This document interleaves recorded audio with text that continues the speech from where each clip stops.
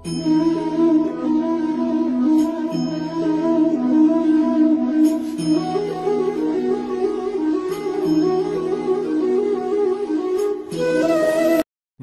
दोस्तों, जय श्री कृष्णा।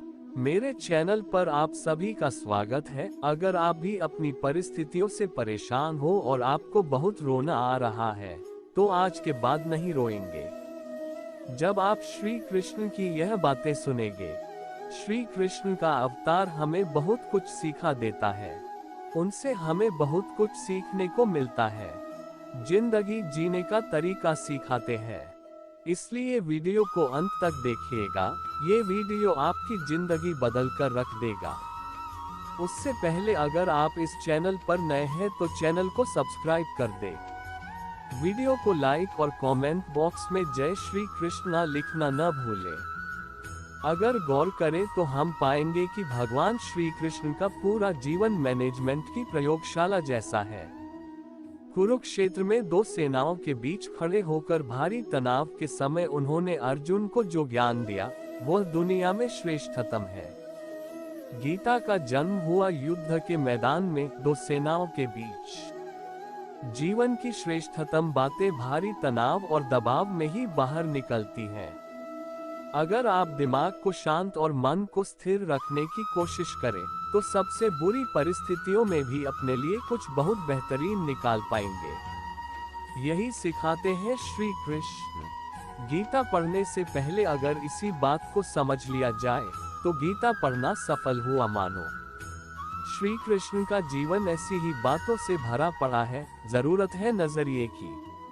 उनका जीवन आपके लिए माइथोलॉजी का एक हिस्सा मात्र भी हो सकता है और आपका पूरा जीवन बदल कर रख देने वाला ज्ञान भी।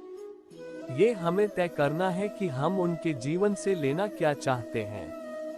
श्री कृष्ण मात्र कथाओं में पढ़े या सुने जाने वाले पात्र नहीं, वह चरित्र और व्यवहार में उतारे जाने वाले देव हैं। वह हमें सीख देते हैं कि कभी अगर आपको जीवन की स्थितियों पर रोना आए, तो एक बार श्री कृष्ण की जीवनी पर नजर जरूर डाल लें। रोना बंद कर देंगे आप। श्री कृष्ण ने एक जेल में जन्म लिया था और जन्म लेने के तुरंत बाद ही उन्हें रात में ही उफनती यमुना पार कर गोकुल ले जाया गया।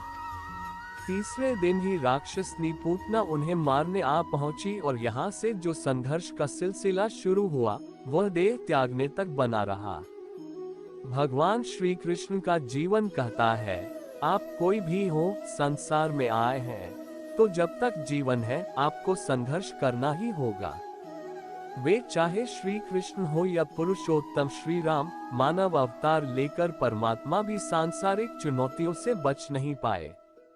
लेकिन श्री कृष्ण ने कभी किसी बात की शिकायत नहीं की। हर परिस्थिति को जिया और जीता। श्री कृष्ण कहते हैं, परिस्थितियों से भागो मत, उसके सामने डटकर खड़े हो जाओ, क्योंकि कर्म करना ही मानव जीवन का पहला कर्तव्य है। हम कर्मों से ही मुश्किलों को जीत सकते हैं। श्री कृष्ण ने अपनी शिक्षा मध्य प्रदेश के उज्जैन में सांदीपनी ऋषि के आश्रम में रहकर पूरी की थी। कहा जाता है कि 64 दिन में उन्होंने 64 कलाओं का ज्ञान हासिल कर लिया था। वैदिक ज्ञान के अलावा उन्होंने कलाएं सीखी। शिक्षा ऐसी ही होनी चाहिए जो हमारे व्यक्तित्व का रचनात्मक विकास करे। संगीत, नृत्य, युद्ध सहित 64 कलाएं कृष्ण के व्यक्तित्व का हिस्सा बनी। अगर आप विद्यार्थी हैं, तो खुद को सिर्फ किताबी ज्ञान तक सीमित ना रखें। अपने कौशल पर ध्यान दें। हरफनमौला बने। अगर आपके बच्चे स्कूल में पढ़ते हैं, तो उन्हें अपने व्यक्तित्व को कौशल समृद्ध करने को प्रोत्साहित करें। उनमें कोरा ज्ञान ना भरें। उनकी पढ़ाई ऐसी हो कि उनकी रचनात्मकता को नए आयाम मिले। कृष्ण ने जीवन भर कभी उन लोगों का साथ नहीं छोड़ा जिनको मन से अपना माना। अर्जुन हो, सुदामा या फिर उद्धव, श्री कृष्ण ने जिसे अपना मान लिया, उसका साथ जीवन भर दिया। रिश्तों के लिए उन्होंने कई लड़ाइयां लड़ी और रिश्तों से ही कई लड़ाइयां जीती। उनके जीवन का सीधा संदेश है, सांसारिक इंसान की सबसे बड़ी धरोहर रिश्ते ही हैं। अगर किसी के पास रिश्तों की थाती नहीं तो वह इंसान संसार में अच्छा जीवन नहीं जी सकता।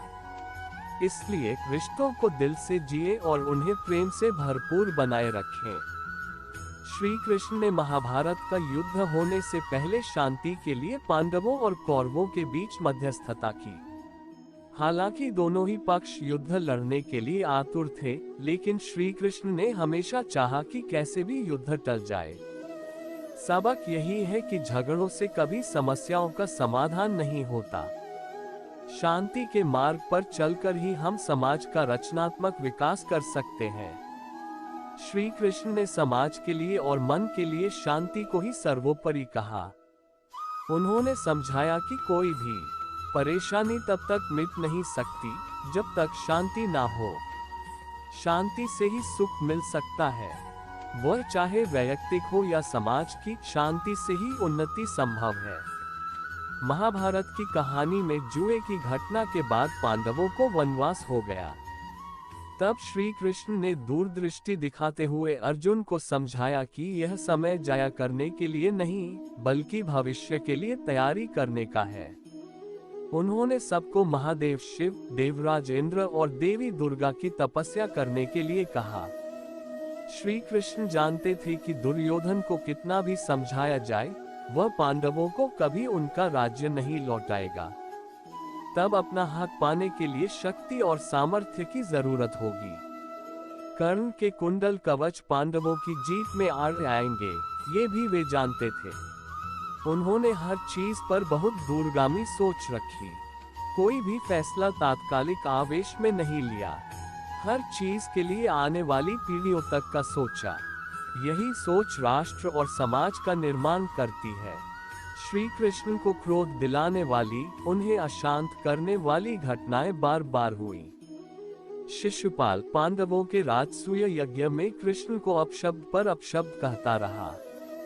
छोटा भाई था, लेकिन उसने मर्यादाएं तोड़ दी। पूरी सभा चकित थी, कुछ क्रोधित भी थे, लेकिन श्री कृष्ण शांत रहे, मुस्कुराते रहे। शांति दूत बनकर गए तो दुर्योधन ने खूब अपमान किया। कृष्ण शांत रहे। अगर हमारा दिमाग स्थिर है, मन शांत है, तभी हम सही फैसले ले पाते हैं। आवेश में हमेशा हादसे ही होते हैं। विपरीत परिस्थितियों में भी कभी विचलित नहीं होने का गुण श्री कृष्ण से बेहतर और कौन सिखा सकता है। उम्मीद है श्री कृष्ण की जिंदगी से आपको बहुत सीख मिली। ऐसी और भागवत गीता से जुड़ी प्रेरणादायक उपदेश को सुनने के लिए वीडियो को लाइक और चैनल को सब्सक्राइब करना ना भूलें और बेल आइकन को दबा दें ताकि मेरी अगली वीडियो आए तो आप उसको सबसे पहले सुन सकें। चलिए मिलते हैं फिर अगली वीडियो में। धन्यवाद। जय श्री कृष्णा।